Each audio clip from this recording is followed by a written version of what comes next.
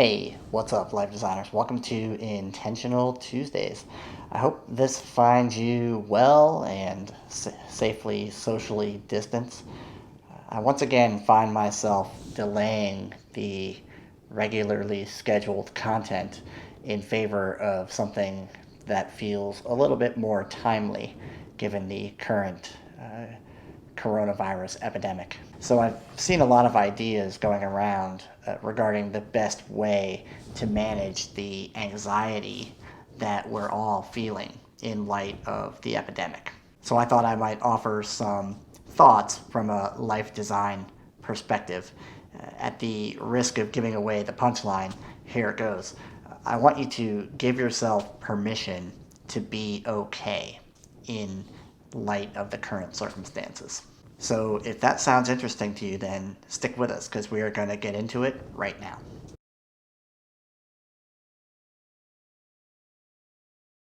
Now, I doubt there is a single person who isn't feeling some level of anxiety regarding this epidemic.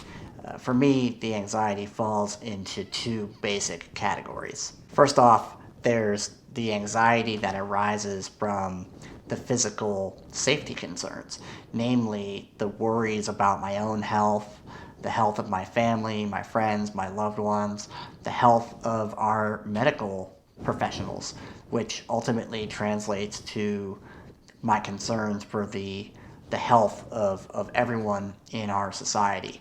These concerns around physical health, these are real, and these concerns are operative. Then, of course, there's the anxiety that centers around the economic risks and damage. This includes worries about my own financial situation and that of my family and friends and colleagues, but also the national and global financial systems. There's simply no question this epidemic is going to have massive economic impacts that will be measured in decades, if not lifetimes.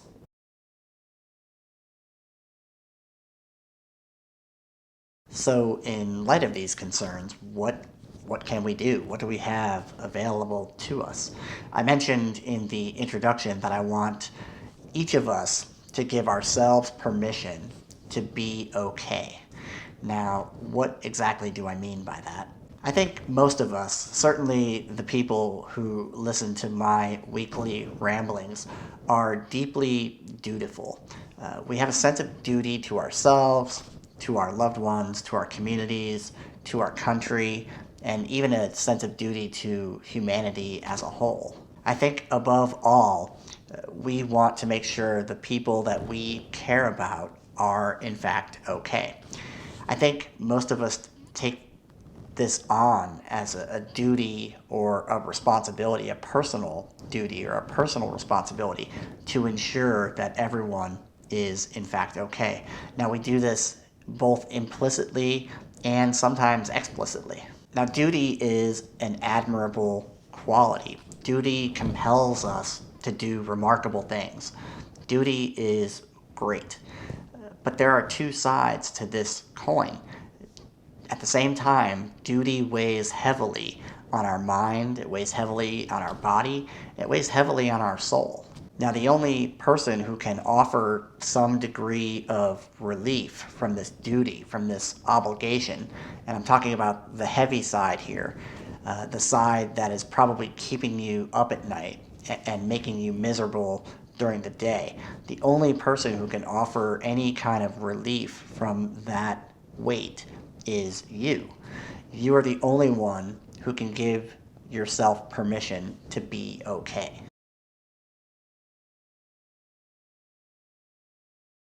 Now, I'm definitely not suggesting that you simply try to convince yourself that everything is going to be okay. There's nothing Pollyanna about this. I do personally believe that you will be okay, but I don't actually need you to be on board with that idea in order to give yourself permission to be okay. Giving yourself permission to be okay doesn't mean ignoring the realities of the current situation. It doesn't mean simply putting your head in the sand. It means attending to what you can and what you should attend to and letting the rest go. I'm going to say that again. It means attending to what you can and should attend to while letting the rest go. Now, there is no doubt that there are things that you can and things that you should attend to with regards to both the physical concerns as well as the financial concerns of this epidemic. Those things are real and they are noticeable. For example, on the physical side, you should do everything that you possibly can to ensure that you don't get the virus, at least in the near term, and everything that you can to ensure that you don't spread the virus to someone else. But once you know these things, once you're aware of the things that you should be doing, the things that you should not be doing, and once you actually execute, once you actually do those things, there's nothing else to be done. There's always going to be things that are beyond your control, and dwelling on those things is pointless at best and really quite harmful at worst. There are almost certainly things that you can do to mitigate some of the financial impacts of this situation.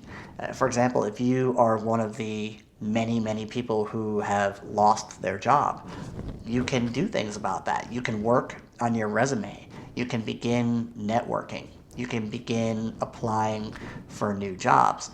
If you are worried about your investments, your 401k, and things of that nature, you can work with a financial advisor to determine if there are short-term strategies that you need to be implementing in order to make the most sound strategies for the long term work out. There are absolutely things that you can do in the short term with regards to the financial side of this equation. But for everything that you can do on the financial side, there are probably just as many things, if not more things, that you can't do, things that you really have no influence over.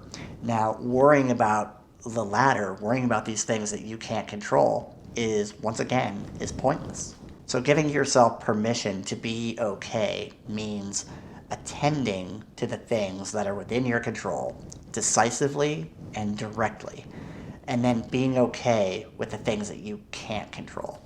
Now, if this sounds like semantics, that's where the whole notion of permission actually comes in. I give you permission to give yourself permission to let these things go. And that permission is going to allow you to move beyond that sense of duty. It's really about giving yourself permission to be okay with the things that you can't control.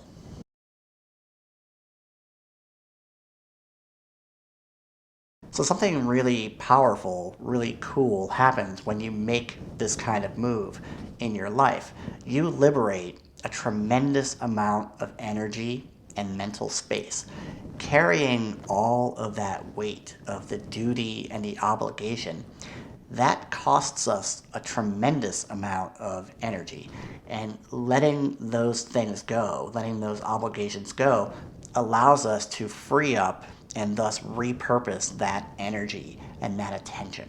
So take a good look at your disrupted life and notice the ways that you find yourself actually living closer to the ideal life than perhaps you were living even before the disruption occurred.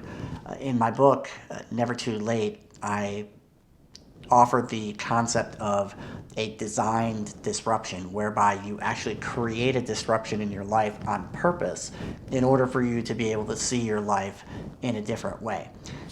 Unfortunately, sometimes life doesn't work that way. Sometimes the disruptions come uninvited, much like this one, and then we have to reverse engineer essentially the design element. So maybe, for example, you noticed that there are things that in your previous life before the disruption you thought you needed, but now you realize that you don't need those things. Maybe there are things that you realize that you value that you never realized that you valued those things before. Maybe you're finding time to do things that you've always wanted to do but never actually had the time to do. But even beyond that, maybe this newfound abundance of time will actually change the way that you think about time, not just in terms of getting a particular thing done, but the way that you think about managing all of your time for the rest of your life. Maybe when things go back to normal, you will have discovered a new and improved normal. Give yourself permission to look for that new and improved normal. So that's it for this week's Intentional Tuesdays. I hope you are okay with the slight disruption to the normal programming on the Intentional Tuesdays. I hope to get back to the regularly scheduled programming soon enough, but at the same time, I recognize that there's a chance that I won't. Hopefully, you'll stick with me either way. As always, I appreciate your time and your attention. I wish you all the best. Be safe, take care of your family, take care of yourself, and I look forward to seeing you on the other side. Take care and prosperous journey.